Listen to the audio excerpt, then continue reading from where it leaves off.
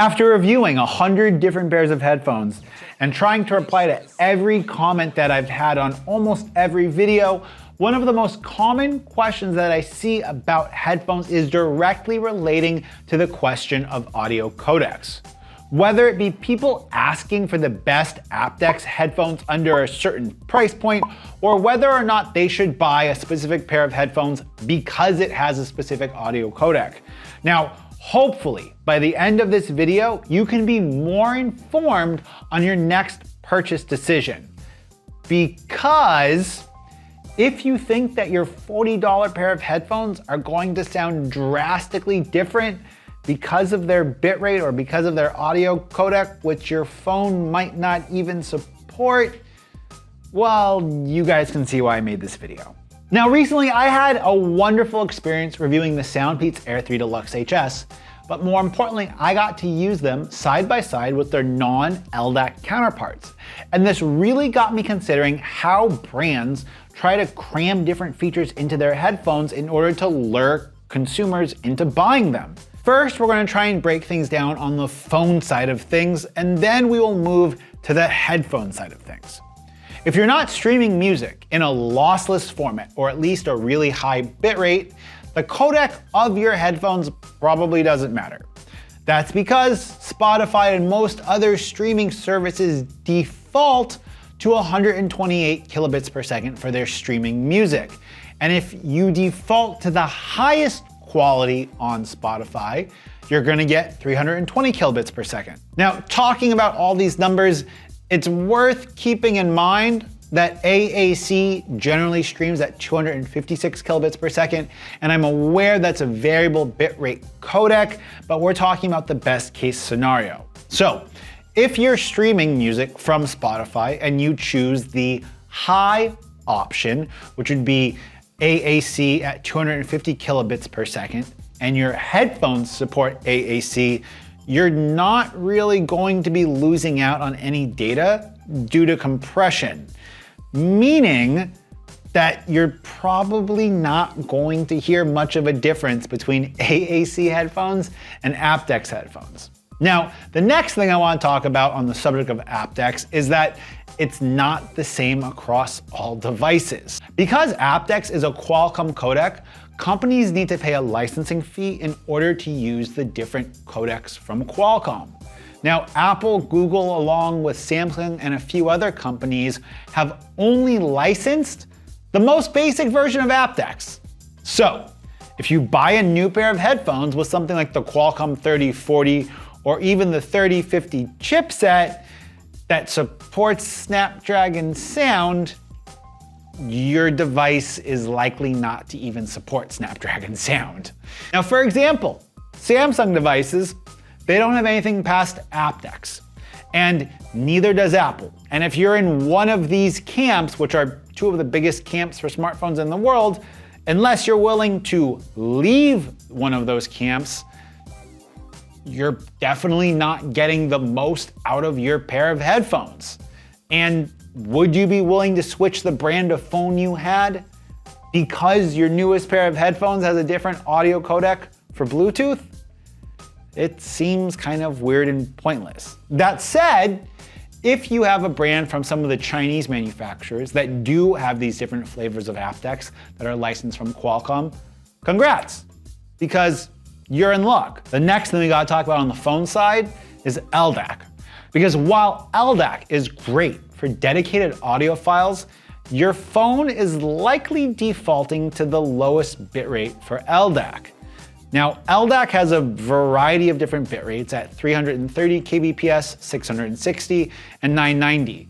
And it's worth noting that there are advantages to LDAC other than the bitrate, such as sampling rate, but we're not gonna get into that now because whether or not most end users would tell the difference is up for debate. But the reason that LDAC has all of these different bitrates is so that it can be adjusted, because in actuality, using LDAC at the highest possible bitrate means that you are nearing the theoretical limit to what the Bluetooth radios can actually transmit. That means that your performance is going to be hit or miss. And the higher bitrate you go with LDAC, the less efficient it is at covering distance. Meaning, if you're using LDAC at 990 kilobits per second, you're likely not going to be getting very good range. It's also going to eat up more power on your headphones. And if you choose to stream, let's say at LDAC at 660 kilobits per second, the performance will be better, but are you getting a better listening experience if your music is being streamed at 256 kbps?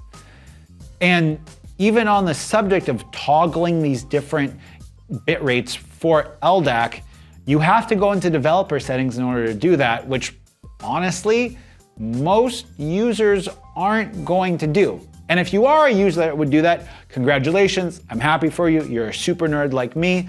Smash the like button. And if you're a super nerd, a subscribe would be awesome. And it would make you slightly nerdier. You might notice a slightly better performance out of your headphones, even though your headphones are working at a higher bitrate than the music that you're streaming. But the only way to get around this would be to have a hi-fi music streaming service or have a huge library of locally stored FLAC files on your device. And while some people with some headphones might be able to hear the difference in FLAC files streamed over LDAC at 990 kilobits per second, if you're out and about in a loud environment, does that really matter that much? Truly wireless headphones on a budget all have compromises. And more often than not, the Qualcomm chipset and the licensing fees needed in these headphones are going to be more expensive than a non-Qualcomm chip that doesn't have aPT-X. And in that case, the company won't have to pay a licensing fee, which would allow them to potentially spend more money on other features such as higher quality drivers or better build quality.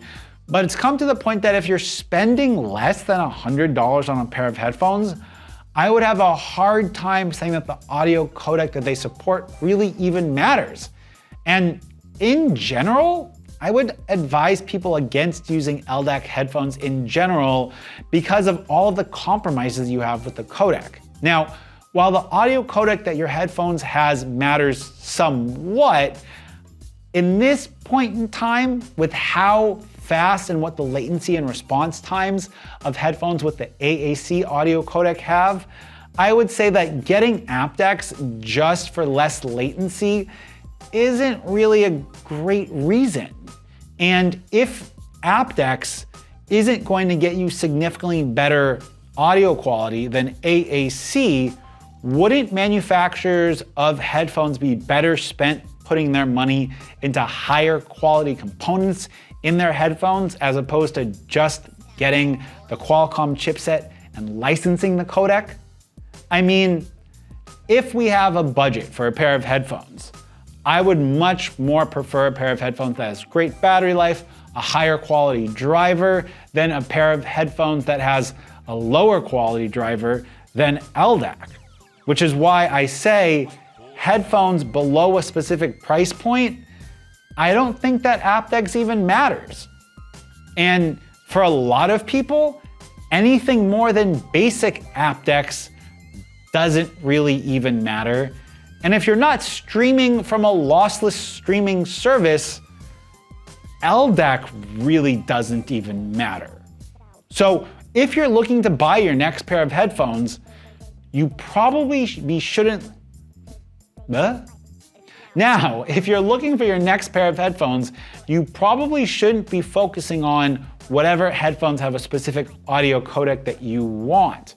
None of the codecs offer zero latency necessary for gaming, and unless you have lossless audio files that you're streaming, you're probably not going to hear a difference. And if you're streaming over cellular, you definitely won't hear a difference because Spotify in almost all circumstances will default to streaming at 128 kilobits per second to save data and to save battery life. Because ultimately, the higher the bitrate for whatever you're streaming, the more power hungry it's going to be.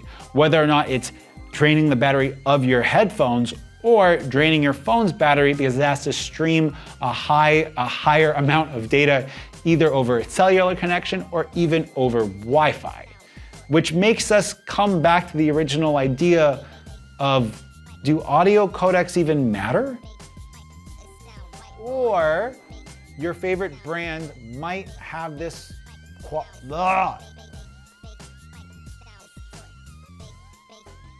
It sound right, boy.